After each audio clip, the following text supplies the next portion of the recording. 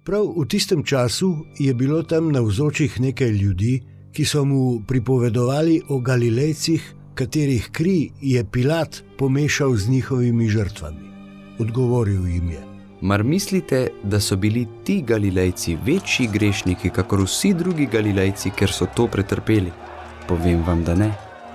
A če se ne spreobrnete, boste vsi enako pokončani. Ali pa onih 18, na katere se je podrl stolp v Siloji in jih ubil.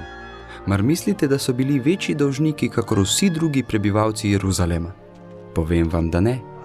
A če se ne spreobrnete, boste vsi prav tako pokončani. In povedal je tole priliko. Nekdo je imel v svojem vinogradu zasajeno smokvo. Prišel je iskat sad na njej, pa ga ni našel. Rekel je svojemu vinogradniku: Glej, 3 leta je že, kar hodim iskat sad na tej smokvi, pa ga ne najdem. Posekaj jo, čemu izčrpava zemljo? Ta pa mu je odgovoril: Gospod, pusti jo še letos, da jo okopljem in pognojim. Morda bo naposled obrodila sad, če pa ne, jo boš posekal.